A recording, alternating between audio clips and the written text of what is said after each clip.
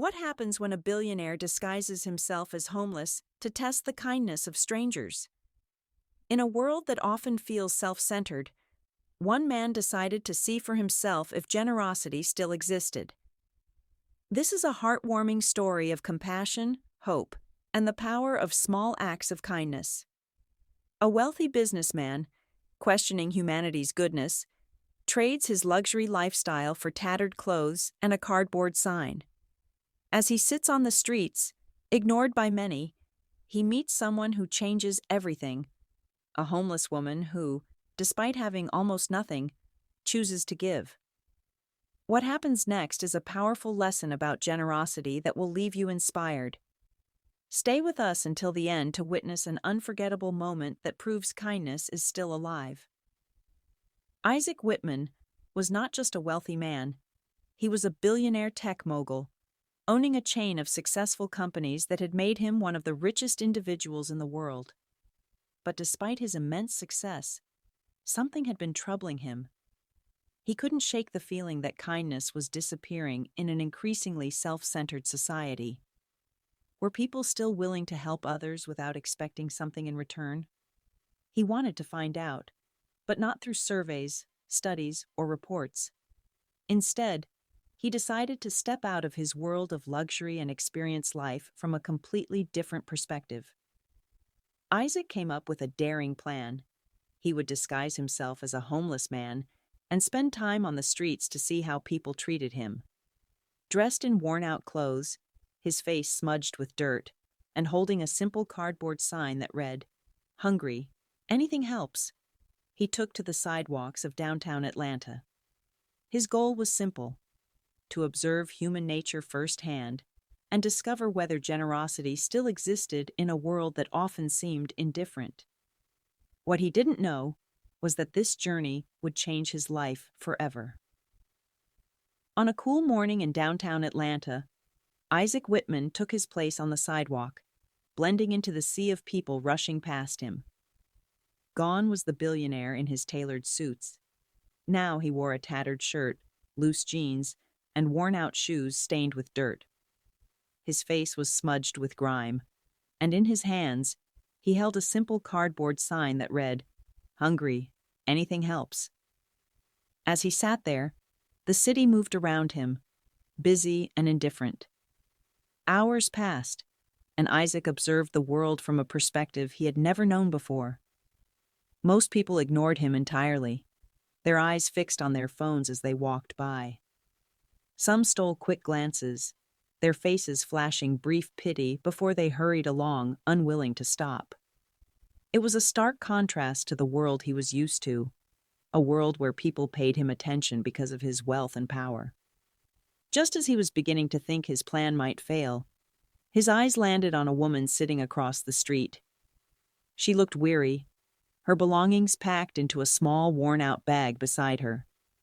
Despite her circumstances, she held herself with quiet dignity, her chin lifted, her expression one of quiet resolve.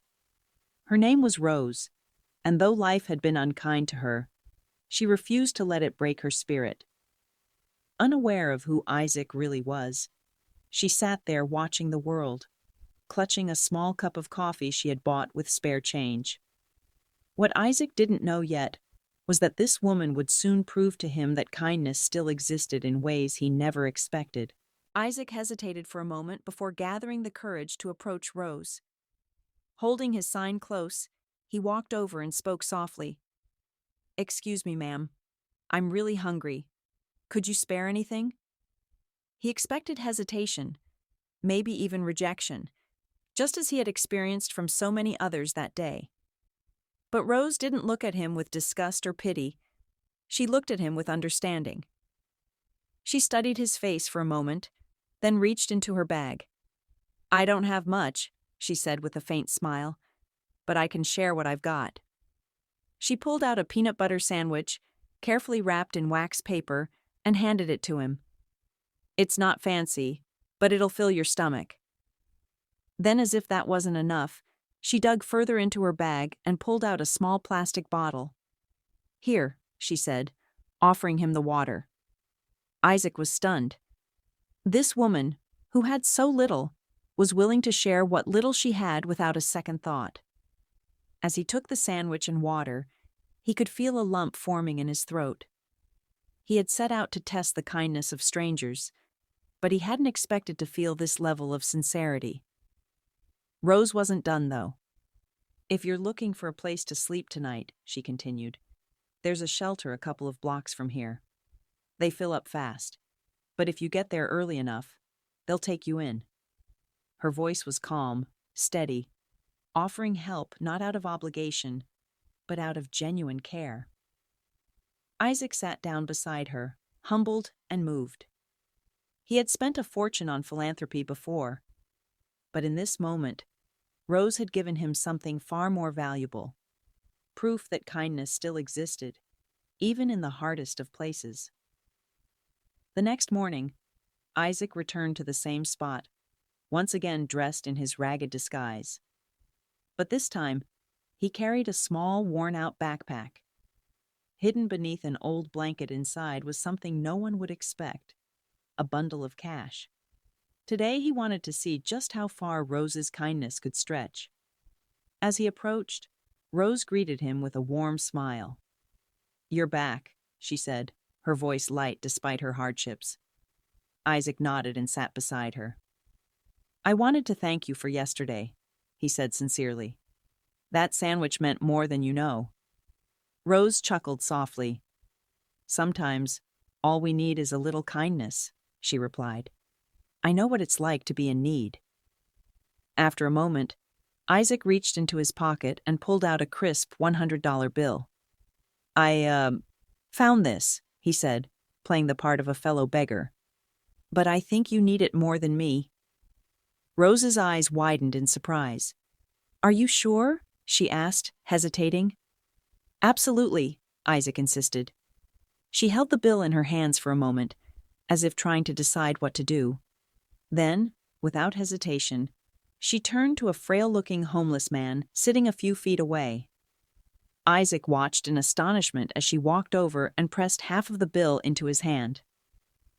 "Here," she said gently. "This is for you too." The man looked up, his eyes filling with gratitude. Isaac was left speechless. Rose had nothing: no home, no security, no certainty about her next meal. And yet, when given the chance, her first instinct was to share. She didn't hesitate, didn't question it. She simply gave. At that moment, Isaac realized the truth. Kindness wasn't about how much you had. It was about how much you were willing to share. On the third day, the man who had sat on the sidewalk in tattered clothes returned. But this time, he looked very different. Isaac Whitmann stepped out of a sleek black luxury car, dressed in a tailored suit, his polished shoes clicking against the pavement as he approached the familiar spot where Rose sat. She didn't recognize him at first. To her, he was just another businessman passing by, another person too busy with life to notice her. He knelt beside her, his voice gentle. "It's me," he said. Rose frowned in confusion. "Do I know you?" she asked, studying his face. Isaac nodded. "I'm the man you shared your sandwich with," he explained. Realization dawned in her eyes, widening them in shock. "Wait, you—" Before she could finish, Isaac reached into his coat pocket and pulled out an envelope. He placed it in her hands with a soft smile. "You taught me something about kindness," he said, "and I want to thank you for it." Rose hesitated, her fingers trembling as she opened the envelope. Inside was a check for $50,000, far more than she had ever dreamed of holding in her hands. But there was something else, too, a handwritten note that read, "For your kindness, for your heart, and for your hope. May this help you find the new beginning you deserve." Tears welled in Rose's eyes as she clutched the envelope to her chest. I don't know what to say," she whispered, her voice shaking. Isaac smiled warmly. "Just promise me one thing," he said. "Pay it forward, in whatever way you can." Rose nodded, unable to hold back the tears. For the first time in years, She felt something she thought she had lost: hope. And all because someone had seen the light in her when the world had turned away. Tears streamed down Rose's face as she held the envelope close, her hands trembling with emotion. She looked up at Isaac, still in disbelief. "I don't know how to thank you," she whispered, her voice thick with gratitude. Isaac smiled gently. "You already have," he said. "The kindness you showed me when you had so little, that was more valuable than anything money could buy." Rose wiped her eyes and took a deep breath, then nodded with quiet determination. "I promise," she said. "I'll pay it forward, however I can." Isaac stood, taking one last look at the woman who had unknowingly restored his faith in humanity. As he walked back to his car, he felt something he hadn't in a long time: peace. He had set out to find an answer, to see if kindness still existed in a world that often felt cold and indifferent. Now, he knew the truth. Kindness wasn't about wealth. It wasn't about how much money someone had or how much they could give away. True generosity came from the heart, the willingness to share, even when you had almost nothing. As Isaac's car pulled away, Rose sat on the sidewalk, still holding the envelope. But something had changed. For the first time in years, she didn't just see a hard life stretching ahead. She saw a chance, a new beginning. And it all started with one simple act of kindness. If you enjoyed this story, don't forget to like, share, and subscribe. Stories like these remind us that kindness still exists, even in the most unexpected places. Let's spread more positivity in the world. What would you have done in Rose's place? Would you have shared what little you had, just like she did? Let us know in the comments below. And don't forget to turn on notifications so you never miss an inspiring story. Thank you for watching. And remember, small acts of kindness can make the biggest difference.